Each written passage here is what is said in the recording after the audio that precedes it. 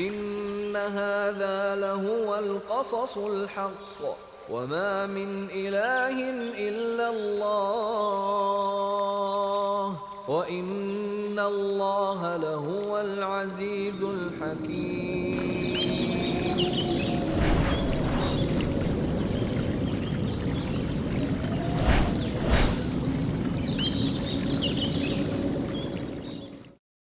بسم الله الرحمن الرحیم.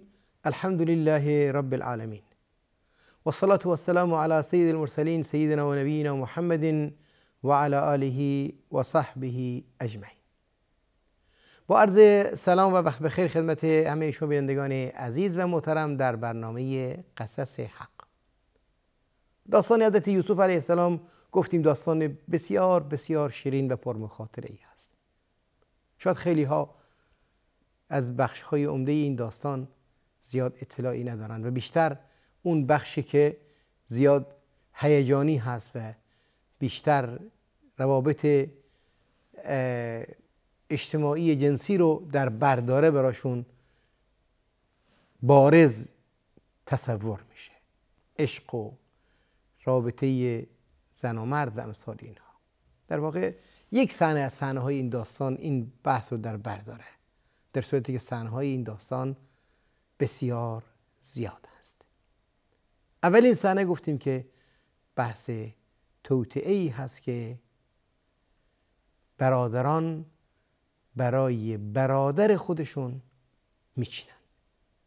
توطئه چین برادر هست و توطئه شده هم برادر هست بین برادران.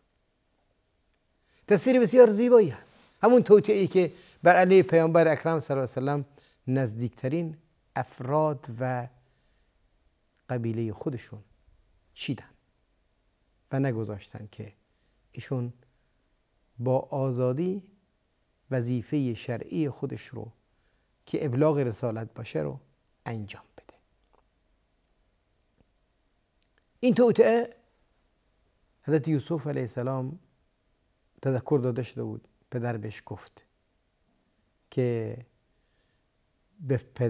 به برادران داستان رو نگو، فیکیدوا لک کیدا، برات یک توطئه‌ای رو میسازند و شیطان توطئه‌گر در پس موضوع هست، تحریک کن هست.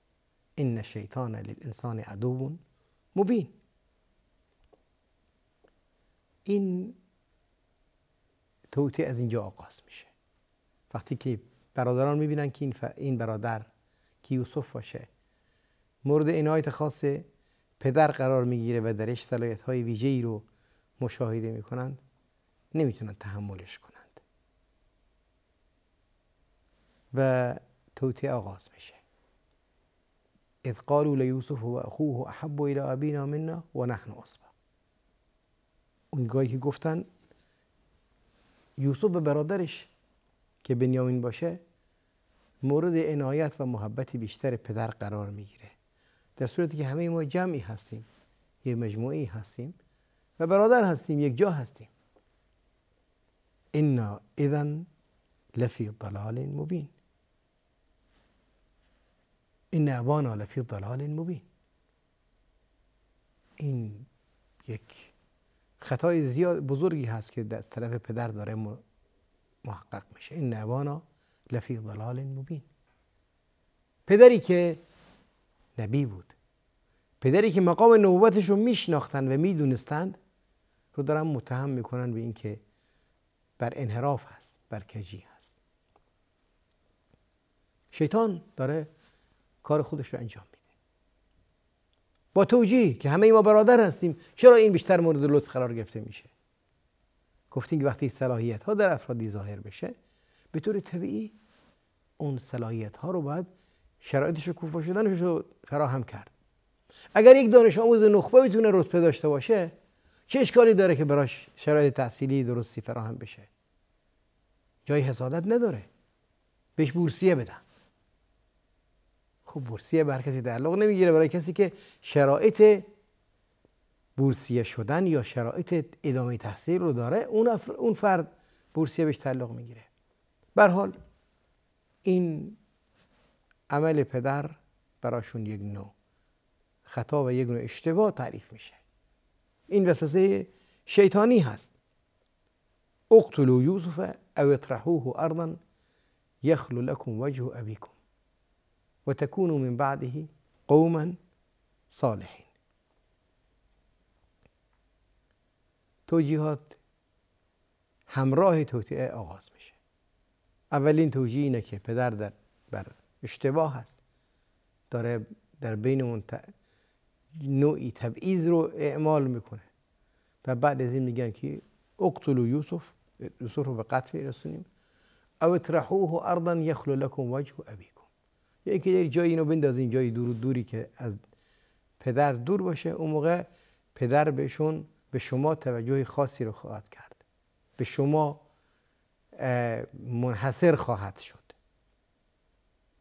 و بعد از این هم فتکونوا من بعده قوما صالحین، بعد از این هم کار نیک انجام بدید.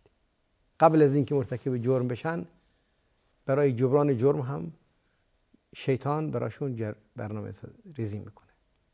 این روش شیطان هست. قبل از اینکه جرم انجام بشه و فرد در واقع میدونه که کارش جرم هست، راه فرار از جرم، خلاص شدن از جرم رو هم بهش نشون میده تا اینکه مانعی در جلوش نباشه. این راه شیطان است.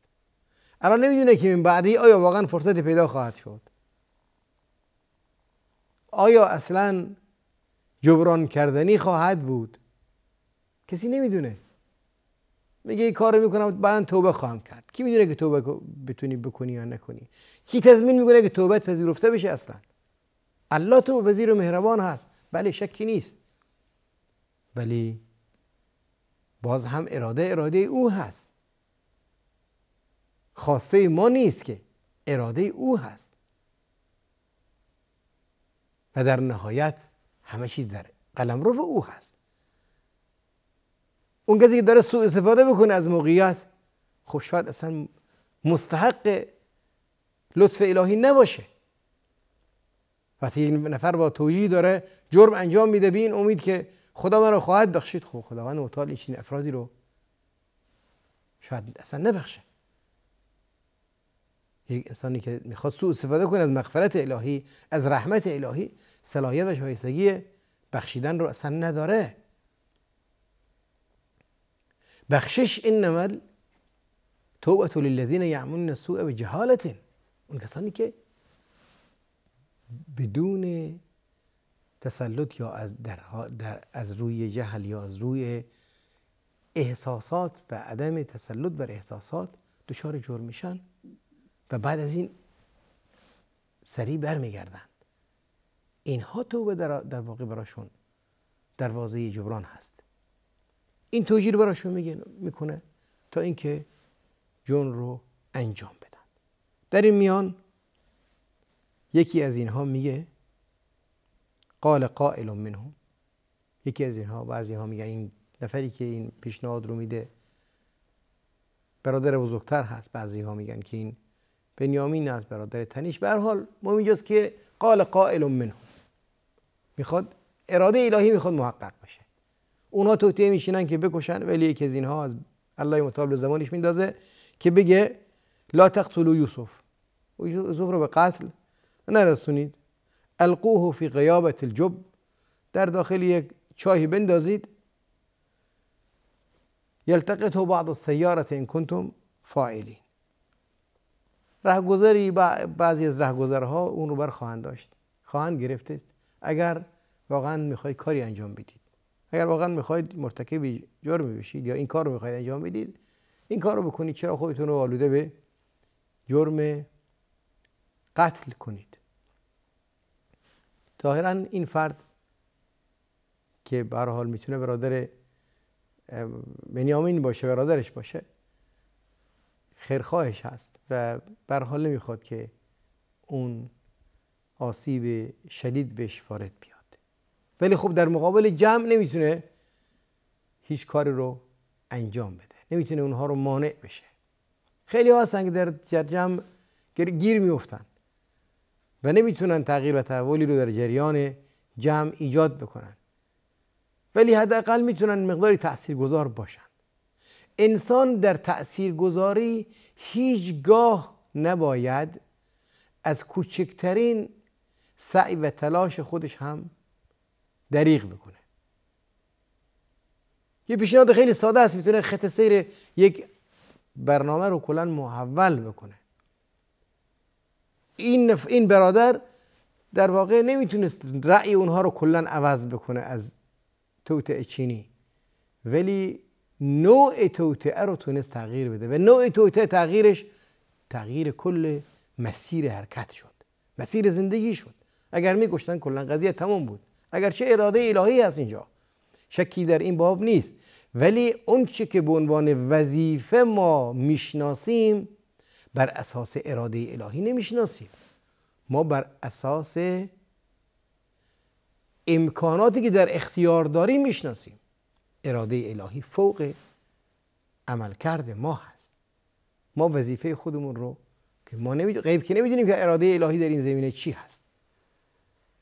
ما اراده تشریعی الله متعال رو میدونیم و میشناسیم و بر اساس اراده تشریعی الله متعال انجام وظیفه میکنیم. اما در اراده قضاء قدر الهی که در ارتباط با اون چه که ما انجام میدیم چه فیصله خواهد کرد، چه قضایی و چه چیزی رو نصیب بندگانش خواهد کرد، این امر برمیگرده به خودش و بعدها برامون روشن خواهد شد.